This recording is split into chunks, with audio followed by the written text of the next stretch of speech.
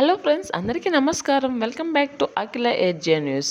ఆంధ్రప్రదేశ్ ప్రభుత్వం పింఛన్లపై ఒక కొత్త అప్డేట్ను అయితే తీసుకురావడం జరిగింది. అదేమిటంటే మార్చి నెలలో 1వ తారీఖున ఇచ్చే పింఛన్లు ఫిబ్రవరి 28వ తారీఖుని ఇవ్వాలని అయితే నిర్ణయం తీసుకుంది. అది ఎందుకనే విషయాన్ని అయితే తెలుసుకుందాం.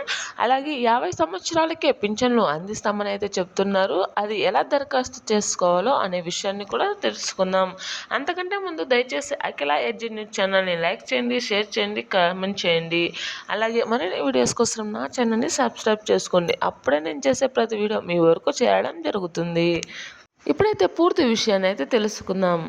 ఆంధ్రప్రదేశ్ ప్రభుత్వం పింఛన్లను అయితే ముందు రోజే ఇవ్వాలని అయితే నిర్ణయం తీసుకుంది. మార్చి 1వ తారీఖున ఆదివారం కనుక ఫిబ్రవరి 28వ తారీఖుననే పింఛన్స్ పంపిణీ చేయాలని అయితే నిర్ణయం తీసుకుంది. వృద్ధులు, వికలాంగులు ఎలాంటి ఇబ్బంది పడుకోకుండా వారి ఆర్థిక అవసరాలను తీర్చుకోవడానికి, వారికి కావలసిన మందులు అలాగే టాబ్లెట్స్ కొనుగోలు చేయడానికి ఇబ్బందులు పడుకోకుండా, ఎవరిపై ఆధారపడుకోకుండా ఉండాలనేసి ఈ 28వ తారీఖున అయితే అమౌంట్ను ఇవ్వడం జరుగుతుంది. ఒకవేళ 28వ తారీఖున మిస్ అయిన వారికి 1వ తారీఖున అయితే పింఛన్లను అయితే అందివ్వరు. 2వ తారీఖున మాత్రమే అమౌంట్ను అయితే ఇవ్వడం జరుగుతుంది. ఈ పింఛన్స్ అనేది 2 రోజులు ముందే రావడంతో వృద్ధులు, వికలాంగులు ప్రతి ఒక్కరూ కూడా ఆనందం వ్యక్తం చేస్తున్నారు.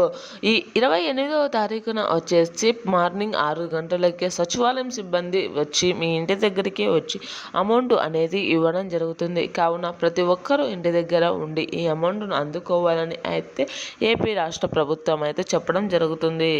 సచివాలయం సిబ్బంది వచ్చేసి మీ బయోమెట్రిక్ లేదా ఐస్ని తీసుకొని మీ యొక్క పింఛన్లను మీకు అందివ్వడం జరుగుతుంది కనుక ప్రతి ఒక్కరూ తీసుకోవాలి. Thanks for watching this video.